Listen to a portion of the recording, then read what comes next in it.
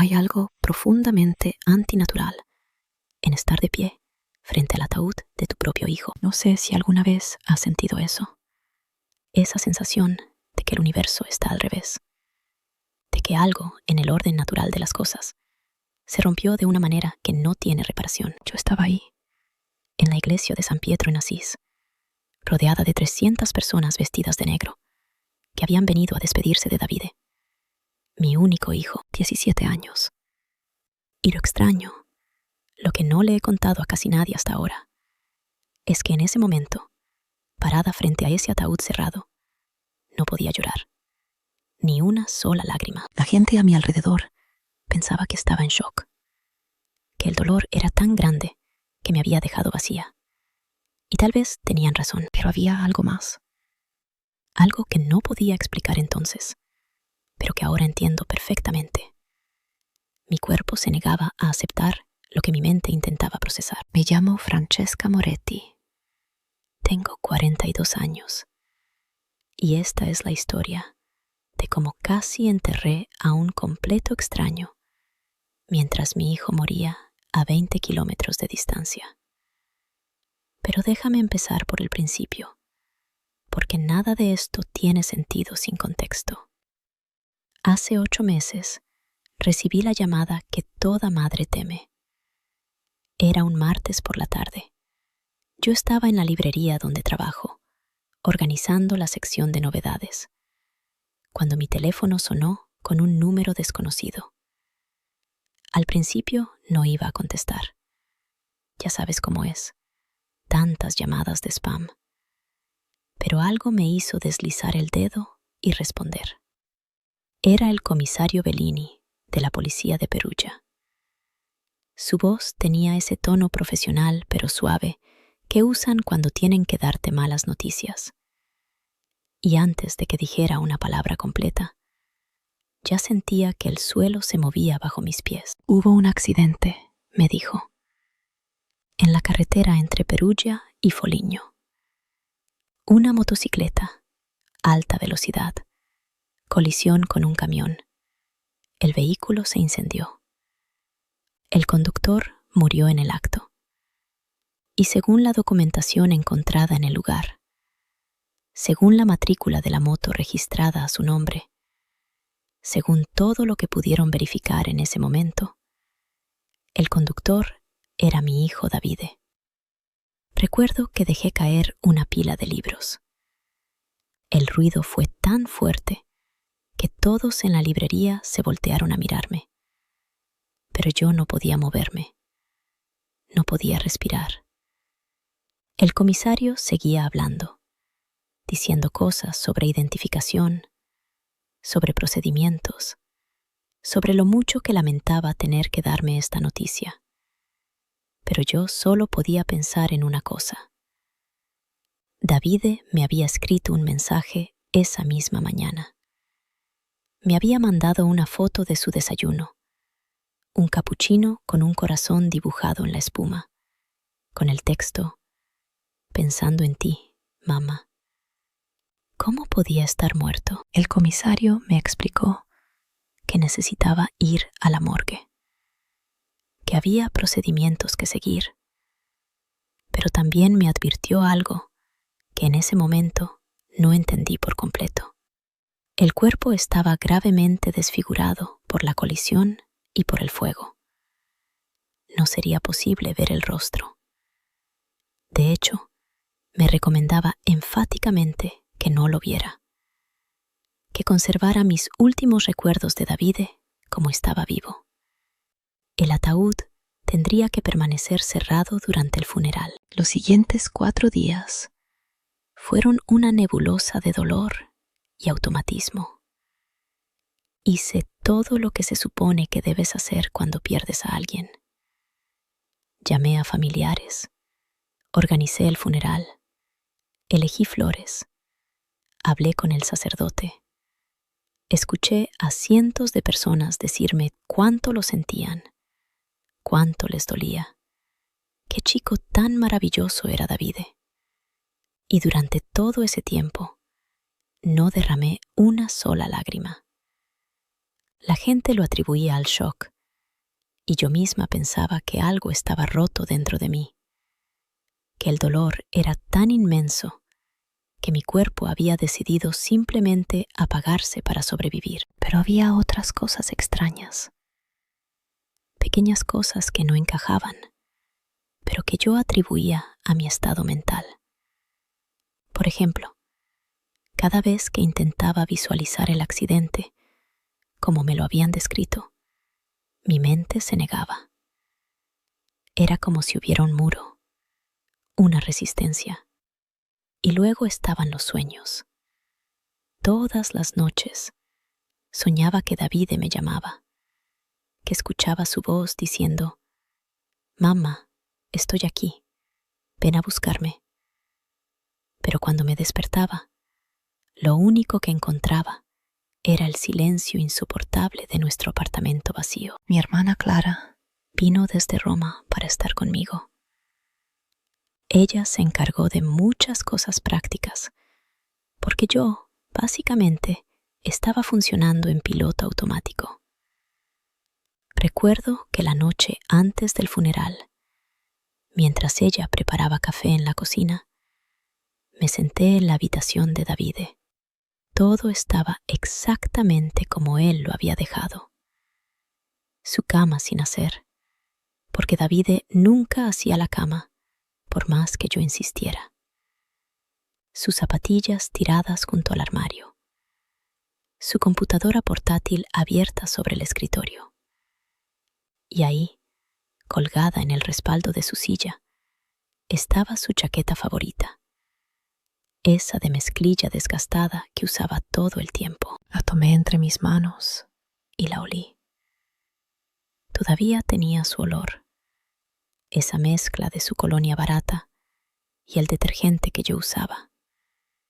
Y fue ahí, sosteniendo esa chaqueta, que algo dentro de mí comenzó a gritar. No con palabras, no con pensamientos coherentes, sino con una certeza visceral que venía de algún lugar profundo, primario. Algo estaba mal, algo no cuadraba. Pero, ¿qué podía hacer? La policía había identificado el cuerpo. Los documentos coincidían. La moto estaba registrada a su nombre. Todo apuntaba a que mi hijo había muerto en ese accidente. Llegó el día del funeral.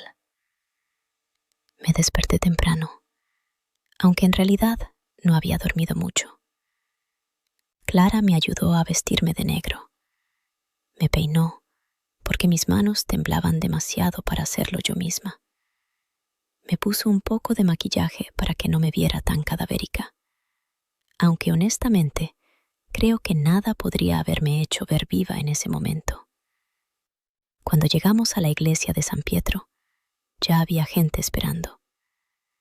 Compañeros de clase de Davide, profesores, vecinos, amigos míos, familiares que habían viajado desde distintas partes de Italia. 300 personas, según me dijeron después. 300 personas que creían, como yo, que íbamos a despedirnos de Davide Moretti. El ataúd estaba cerrado, como me habían advertido. Era de madera oscura, con manijas de bronce, cubierto con un arreglo de rosas blancas y lirios. Me acerqué a él antes de que comenzara la misa. Puse mi mano sobre la madera fría y esperé sentir algo. Esperé sentir la presencia de mi hijo. Esperé ese momento de conexión final que ves en las películas. Pero no sentí nada. Solo madera fría bajo mi palma. Y esa voz dentro de mí, esa voz que había estado susurrando durante 4 días, gritó más fuerte. Esto está mal. Me senté en el primer banco. Clara a mi lado, mi madre al otro lado, ambas sosteniéndome las manos, como si temieran que fuera a desmoronarme en cualquier momento. El padre Giuseppe comenzó la misa. Su voz resonaba en la iglesia mientras hablaba sobre el misterio de la vida y la muerte, sobre cómo Dios tiene planes que no podemos entender, sobre cómo David estaba ahora en un lugar mejor. Las palabras me llegaban como a través de un filtro, amortiguadas, sin significado real. Y entonces sucedió.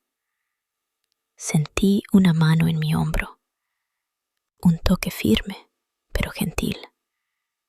Me volteé bruscamente, casi con enojo, porque ¿quién se atrevía a tocarme en ese momento?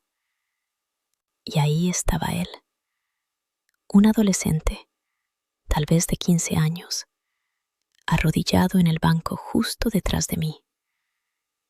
Llevaba un suéter azul debajo de un saco oscuro y tenía un rosario enrollado en sus dedos.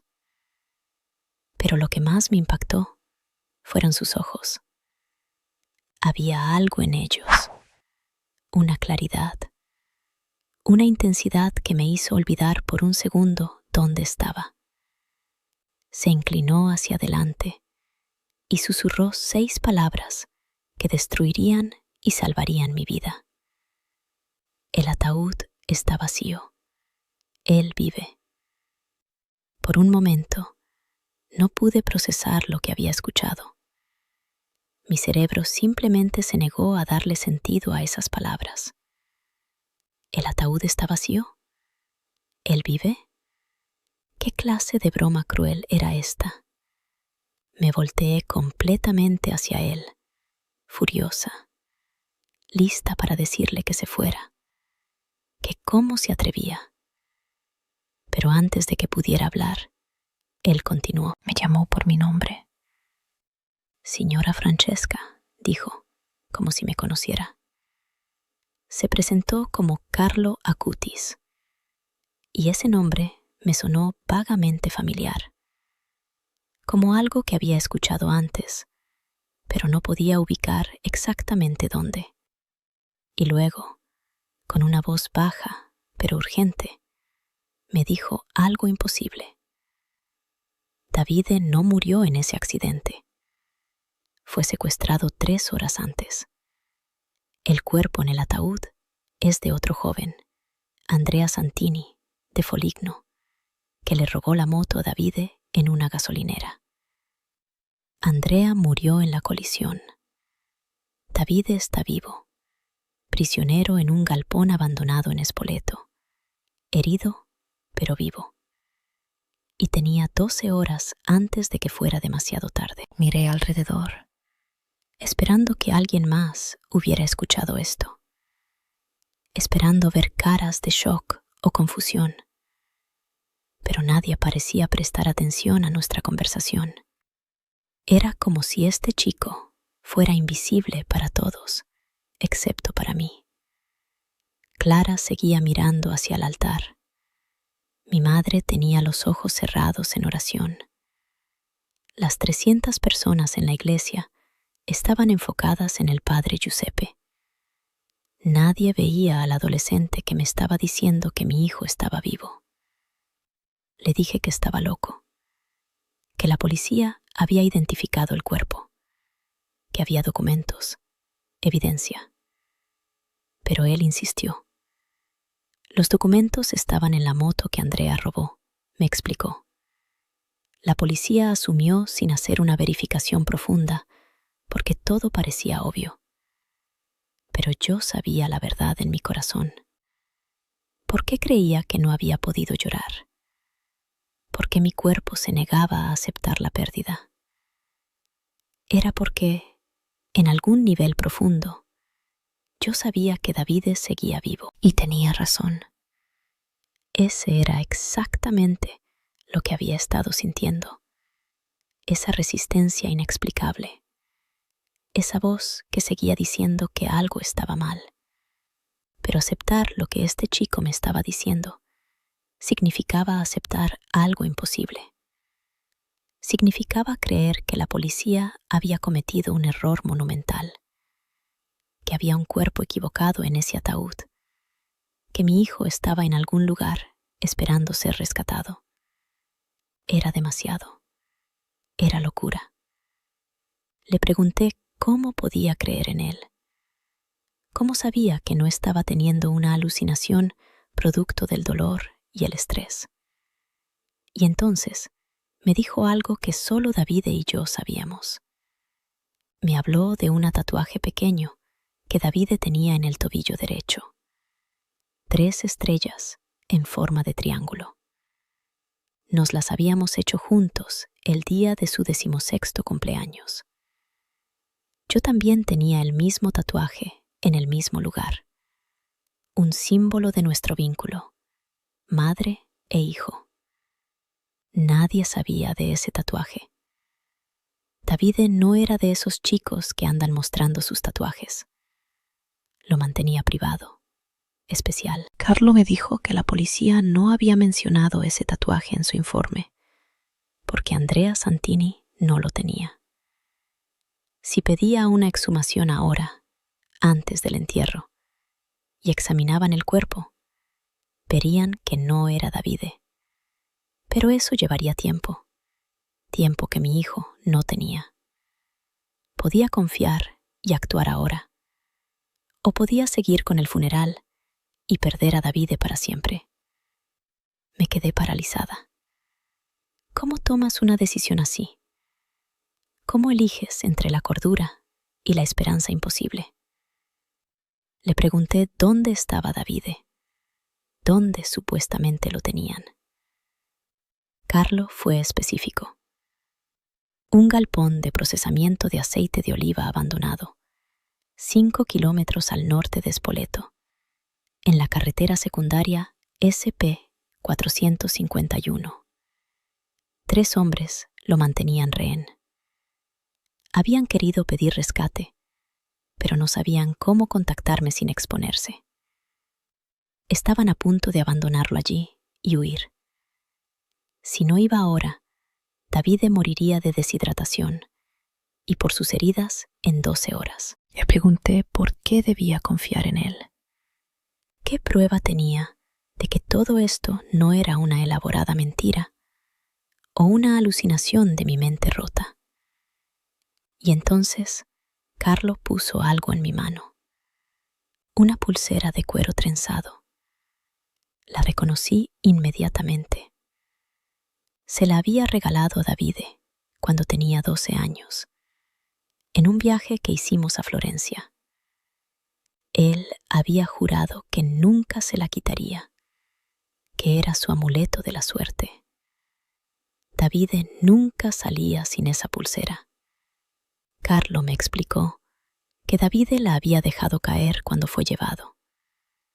Estaba en la acera de la gasolinera. Nadie la había visto. Él la había recogido y la había traído para mí. Sostuve esa pulsera en mi mano, sintiendo el cuero gastado, viendo las marcas de uso, y algo dentro de mí se rompió. O se arregló. No estoy segura. Pero en ese momento tomé una decisión. Me levanté en medio de la misa. Todos se voltearon a mirarme. Clara me agarró del brazo, susurrando mi nombre, preguntándome qué estaba haciendo. Pero yo me solté y caminé por el pasillo de la iglesia. Escuché murmullos, gasps, alguien diciendo, «Pobrecita, es demasiado para ella». Pero no me detuve. Salí a la luz del día, que me pareció agresivamente brillante después de la penumbra de la iglesia. Mis manos temblaban tan violentamente que casi no podía sostener el teléfono, pero logré llamar al comisario Bellini. Él respondió con ese tono cuidadoso que usa la gente cuando habla con alguien que creen que está al borde de un colapso. Le dije, «Sé que vas a pensar que estoy loca, pero necesito que vayas a un galpón en Spoleto. Ahora. Tengo razones para creer que mi hijo está ahí». Hubo un silencio. Podía imaginar su cara, la preocupación, la lástima. Signora Moretti, dijo finalmente, entiendo su dolor, pero el cuerpo de su hijo está siendo velado en este momento. Quizás necesita acompañamiento psicológico, alguien con quien hablar. Ahí fue cuando grité. No sé de dónde salió esa fuerza, esa furia. Escucha, le dije, y creo que nunca en mi vida había hablado con tanta convicción. Ve al galpón abandonado de aceite de oliva, en la SP 451, al norte de Spoleto. Si estoy equivocada, internarme en un hospital psiquiátrico. Si tengo razón, salvas a mi hijo. 12 horas, comisario. Por favor.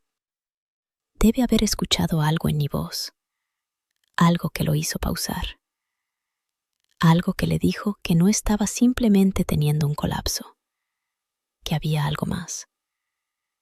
Me dijo que enviaría una patrulla a verificar. Pero, señora, comenzó a decir, y yo colgué.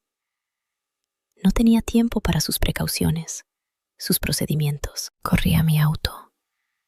Clara salió corriendo detrás de mí, gritando mi nombre. Pero yo ya estaba dentro, arrancando el motor. Manejé como nunca había manejado en mi vida. Los límites de velocidad no significaban nada. Las señales de alto eran sugerencias. Todo lo que podía pensar era 12 horas. Tengo 12 horas. Davide está vivo y tengo 12 horas para encontrarlo. El viaje a Spoleto normalmente toma unos 45 minutos. Lo hice en 30. Podía ver las luces de la policía detrás de mí. Me habían seguido, probablemente pensando que iba a hacerme daño, que estaba teniendo algún tipo de episodio psicótico. No me importaba lo que pensaran. Solo importaba llegar. Encontré la SP 451. 5 kilómetros al norte, había dicho Carlo. Busqué con los ojos cualquier señal de un galpón abandonado. Y ahí estaba, apartado del camino, medio escondido por árboles. Un edificio viejo de ladrillo con ventanas rotas y un letrero desteñido que apenas podía leerse. Frené tan bruscamente que las llantas chirriaron. Las patrullas de policía se detuvieron detrás de mí. Salté del auto y corrí hacia la puerta del galpón, pero los oficiales me detuvieron. Señora, déjenos hacer esto, dijeron. Protocolo de seguridad. Podría ser peligroso. Querían que me quedara atrás, que esperara en el auto. Pero, ¿cómo podía hacer eso? ¿Cómo podía quedarme quieta cuando posiblemente mi hijo estaba al otro lado de esa puerta? Forcejeé con ellos, gritando. Y finalmente el comisario Bellini llegó. Me miró a los ojos, y creo que vio algo ahí, porque le dijo a sus hombres que me dejaran quedarme cerca, pero atrás de ellos. Derribaron la puerta. El sonido del metal golpeando contra madera fue ensordecedor en el silencio del campo. Entraron con las armas desenfundadas, gritando, «¡Policía! ¡Manos arriba!». Escuché voces de adentro, masculinas, sorprendidas, enojadas. Escuché lo que sonaba como forcejeo, algo que se caía, más gritos. Y luego, un disparo. Mi corazón se detuvo. Literalmente, sentí que mi corazón dejó de latir. Grité. Intenté correr adentro, pero un oficial me sostuvo. Señora, espere, por favor. No habían pasado ni 10 segundos, pero se sentían como horas. El silencio después del disparo fue absoluto, total. Y entonces, Un oficial salió. Estaba cargando algo. Alguien.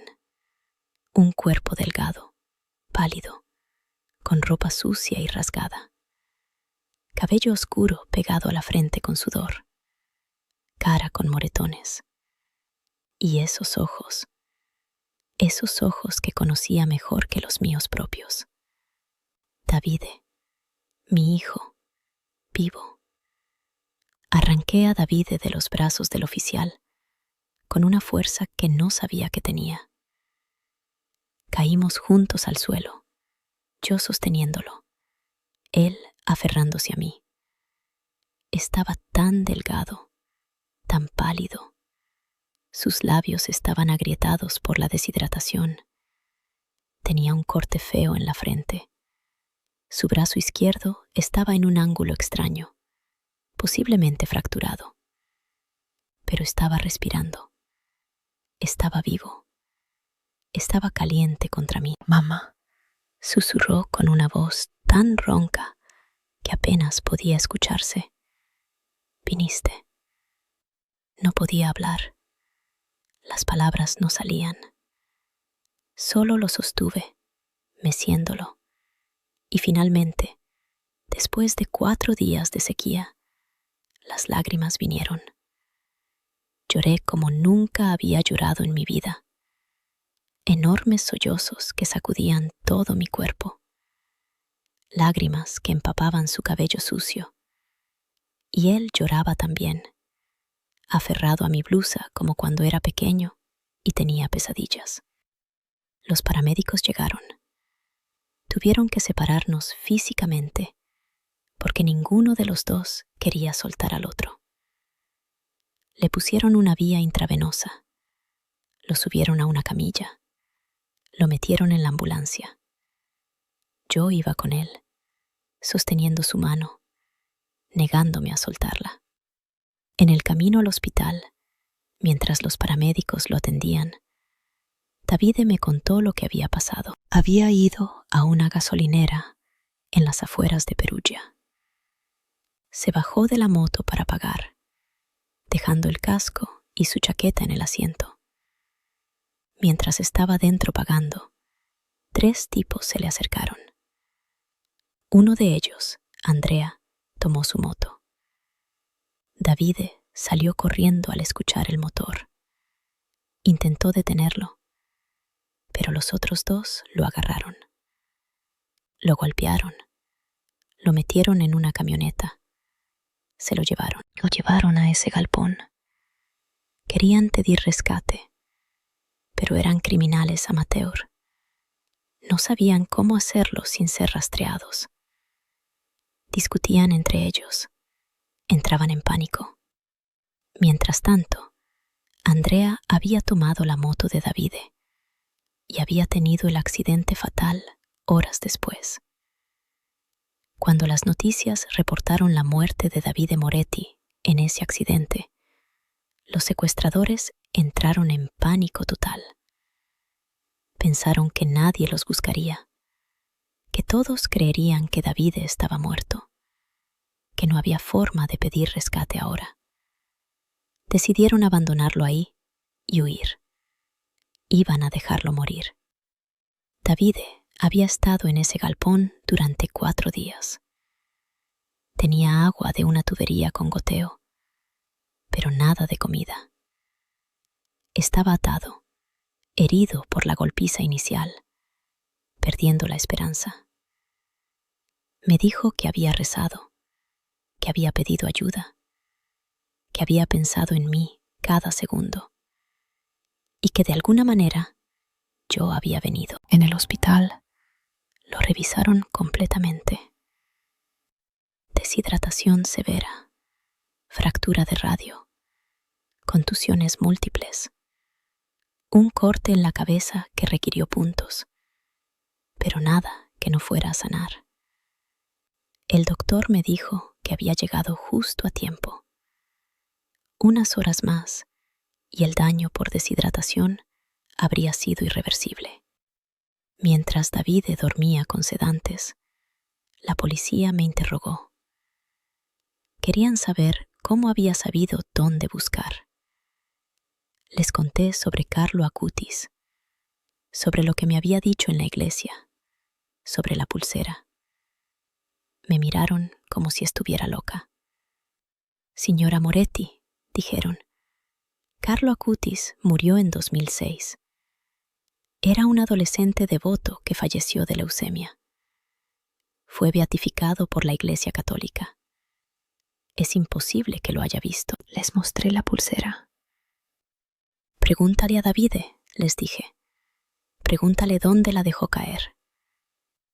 Cuando Davide despertó, le preguntaron. Él confirmó que se le cayó la pulsera durante la pelea en la gasolinera, que la vio caer, pero no pudo recogerla porque lo estaban arrastrando. La policía fue a la gasolinera. Revisaron las cámaras de seguridad. Las imágenes mostraban a Davide entrando a pagar. 3 hombres acercándose a su moto. Davide saliendo corriendo. La pelea. La pulsera cayendo al suelo. Y no mostraban a nadie recogiéndola. La acera estaba vacía después de que se llevaron a Davide. Pero yo tenía esa pulsera en mi mano. Alguien me la había dado. La policía no sabía qué hacer con mi historia. La archivaron como información anónima de un testigo, aunque no había testigos. Yo sabía la verdad. Carlo Acutis, el beato adolescente que dedicó su vida a difundir la fe católica a través de la tecnología, que catalogó milagros eucarísticos alrededor del mundo, que murió a los 15 años y cuyo cuerpo incorrupto yace en Asís, me había dado la información para salvar a mi hijo. La policía hizo lo que debieron haber hecho desde el principio. Exhumaron el cuerpo del ataúd. Tomaron muestras de ADN. Los resultados llegaron 2 días después. El cuerpo no era Davide Moretti. Era Andrea Santini, 18 años, de Foligno. Sus padres lo habían reportado desaparecido 2 días antes del accidente. Habían estado buscándolo desesperadamente mientras yo organizaba un funeral para mi propio hijo vivo. La identificación había sido un error grotesco, basado en suposiciones y evidencia circunstancial. Los documentos estaban en la moto robada. La ropa coincidía porque Andrea había robado la chaqueta también. El cuerpo estaba tan desfigurado que no hicieron verificación dental ni tomaron huellas dactilares. Simplemente asumieron. Y esa asunción casi cuesta la vida de mi hijo. Los padres de Andrea finalmente pudieron enterrar a su hijo. Yo asistí al funeral, por supuesto. Les pedí perdón por el error, aunque no fue mi culpa. Ellos entendieron. De hecho, me agradecieron por haber insistido, por haber cuestionado, porque eso llevó a encontrar el cuerpo de su hijo y a atrapar a los hombres responsables. Los 3 secuestradores fueron arrestados. Enfrentan cargos por secuestro, agresión, intento de homicidio. Uno de ellos confesó todo, intentando conseguir un trato más leve. La historia salió en todos los periódicos. Madre salva a hijo después de visión mística en funeral. Milagro de Carlo Acutis. Errores policiales casi causan tragedia irreversible. Hoy, 8 meses después de todo esto, Davide está bien. Regresó a la escuela, aunque perdió ese año académico. Su brazo sanó completamente. Las cicatrices en su cara se han desvanecido en su mayoría. Pero las cicatrices emocionales, esas tomaron más tiempo. Durante meses tuvo pesadillas. Le aterraba salir de la casa. No podía estar en espacios cerrados sin entrar en pánico. Fuimos a terapia juntos, trabajamos en ello, y poco a poco está encontrando su camino de regreso. Visitamos la tumba de Carlo Acutis cada semana. Está en Asís, no muy lejos de donde vivimos. Es un lugar de peregrinación ahora. La gente viene de todo el mundo a rezar frente a su cuerpo incorrupto, a pedir milagros, a agradecer por los milagros recibidos. Nosotros llevamos flores, prendemos velas, rezamos. Davide dice que Carlo lo salvó 2 veces. Lo salvó físicamente de ese galpón al darme la información, y me salvó a mí de enterrar un ataúd vacío y vivir el resto de mi vida en una mentira. Hay algo que quiero que entiendas, algo que me parece crucial compartir. En nuestra sociedad moderna, con toda nuestra tecnología y procedimientos, nos hemos vuelto demasiado confiados. Aceptamos lo que las autoridades nos dicen sin cuestionar. Si la policía dice que un cuerpo fue identificado, lo creemos. Si un doctor firma un certificado de defunción, lo aceptamos. Y la mayoría del tiempo están en lo correcto. Pero no siempre. Si tú, la persona que está escuchando esto ahora, alguna vez te encuentras en una situación donde te dicen que alguien que amas ha muerto, pero no puedes ver el cuerpo. Si te dicen que el ataúd debe permanecer cerrado, por favor, cuestiona, insiste. En el año 2024, con pruebas de ADN disponibles, con tecnología de identificación forense, nadie debería enterrar una suposición. Nadie debería aceptar la muerte de un ser querido, basándose solo en evidencia circunstancial. Yo estuve a minutos de enterrar a un completo extraño, mientras mi hijo agonizaba a 20 kilómetros de distancia. Si hubiera seguido adelante con ese funeral, si hubiera aceptado lo que me dijeron sin cuestionar, Davide estaría muerto ahora. Y yo viviría el resto de mi vida visitando la tumba equivocada, llorando por una muerte que nunca ocurrió, mientras los restos de mi hijo real se descomponían en un galpón abandonado. Sé que mi historia suena imposible. Sé que la intervención de un santo beatificado suena a fantasía religiosa. Pero yo tengo la pulsera que nadie podría haber tenido. Tengo a mi hijo vivo cuando debería estar muerto. Tengo las grabaciones de seguridad que muestran que nadie recogió esa pulsera del suelo. Y tengo la certeza absoluta de lo que experimenté en esa iglesia. No te estoy pidiendo que creas en milagros, aunque yo claramente sí creo. Te estoy pidiendo que confíes en tu instinto. Si algo se siente mal, si tu cuerpo se niega a aceptar lo que tu mente está procesando, presta atención a eso. Mi cuerpo sabía que David estaba vivo. Por eso no podía llorar. Por eso cada célula de mi ser gritaba que algo estaba mal. Escuché esa voz interior, y eso salvó a mi hijo. También quiero hablar sobre el poder de la esperanza irracional. Vivimos en un mundo que valora la lógica, la razón, la aceptación de la realidad. Y esas cosas tienen su lugar, por supuesto. Pero a veces, la esperanza irracional es lo que necesitas. A veces, necesitas ser lo suficientemente loca como para creer en lo imposible.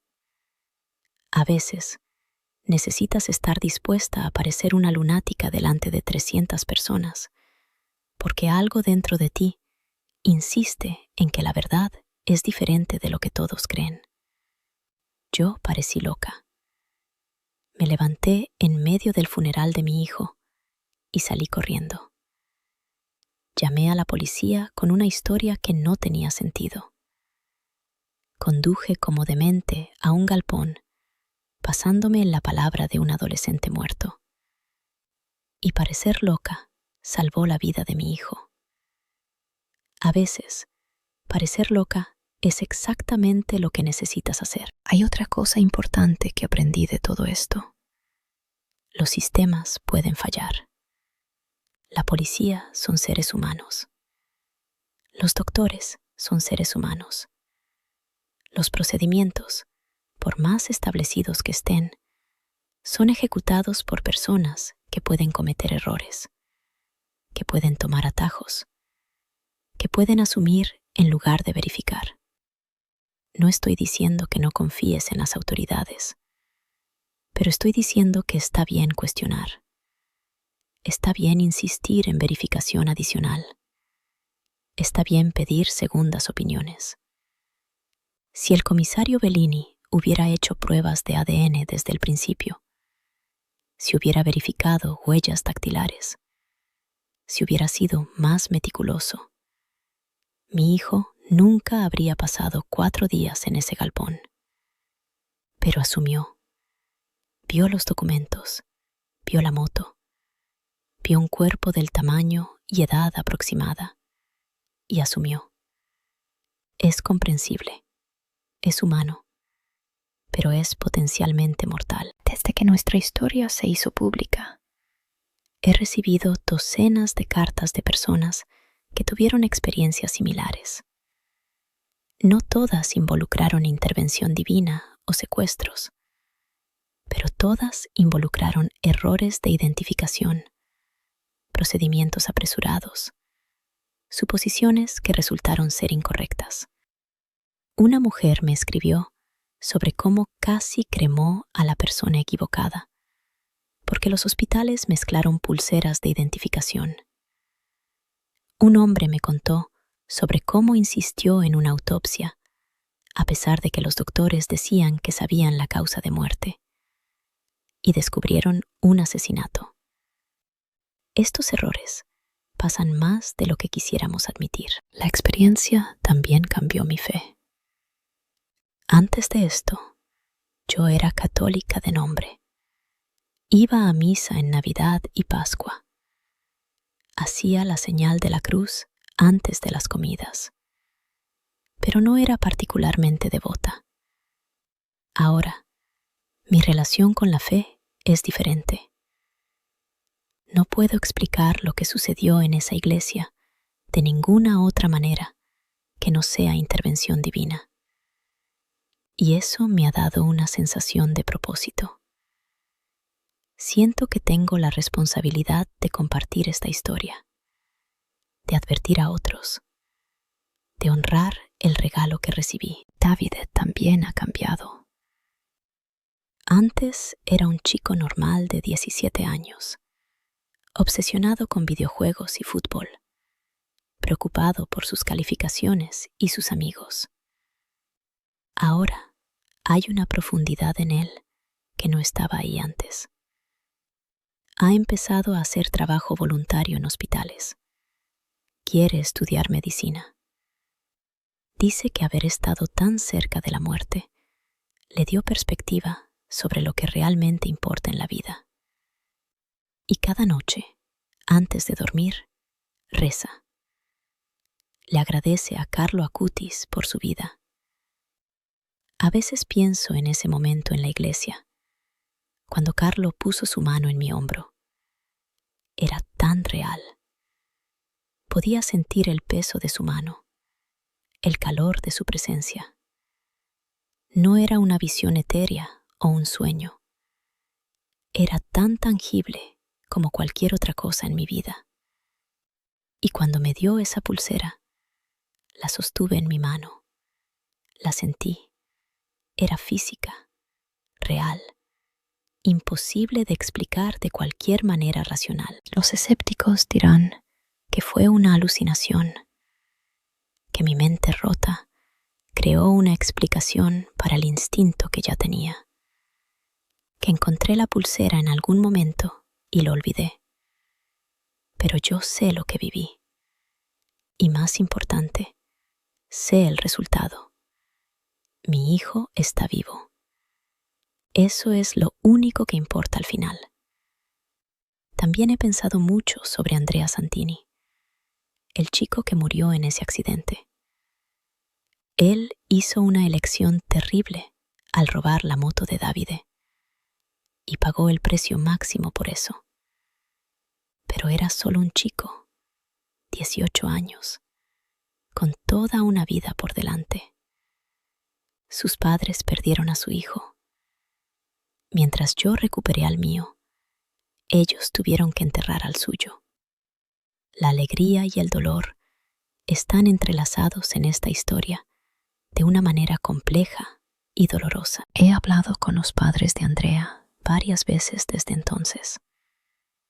Son buenas personas, destrozadas por lo que pasó. Me han dicho que no culpan a Davide, que entienden que su hijo hizo algo equivocado. Pero puedo ver el dolor en sus ojos, ese dolor que nunca se irá completamente. A veces me siento culpable por mi felicidad, por tener a mi hijo de vuelta cuando ellos nunca tendrán el suyo. Es una mezcla de emociones difícil de procesar. Lo que aprendí es que la vida es increíblemente frágil y preciosa. Un momento puede cambiarlo todo. Una decisión puede ser la diferencia entre la vida y la muerte. Una pulsera caída puede salvar una vida. Un instinto escuchado puede prevenir una tragedia. No damos por sentado el tiempo que tenemos, las personas que amamos, las segundas oportunidades que a veces recibimos. Cada mañana, cuando Davide baja a desayunar, lo abrazo. A veces él se queja. Dice, «Mamá, estoy bien, no necesitas asfixiarme». Pero lo hago de todas formas, porque sé lo cerca que estuve de nunca poder abrazarlo de nuevo.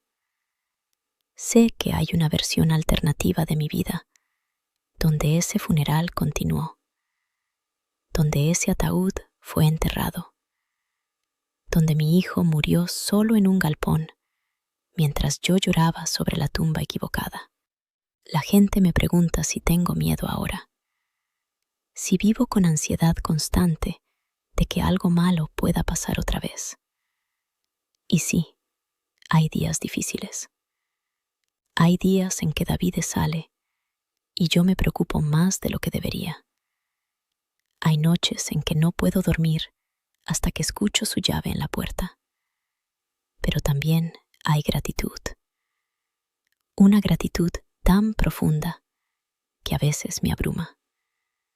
Gratitud por cada día adicional, por cada conversación, por cada momento ordinario que se siente extraordinario, porque estuvo a punto de no existir. Antes de despedirme, tengo mucha curiosidad. ¿Desde dónde me estás viendo? Déjame tu ciudad o país en los comentarios. Me encanta ver hasta dónde llegan estas historias. Y si este relato te tocó el corazón, por favor, suscríbete al canal. Tu apoyo significa todo para mí y me ayuda a seguir compartiendo estas experiencias con ustedes. Porque al final, estas historias no son solo mías. Son lecciones sobre esperanza, sobre fe, sobre confiar en lo que sabemos en nuestros corazones, incluso cuando el mundo nos dice lo contrario. Y si mi historia puede salvar, aunque sea una vida, si puede hacer que una persona cuestione, insista, confíe en su instinto, entonces cada palabra habrá valido la pena.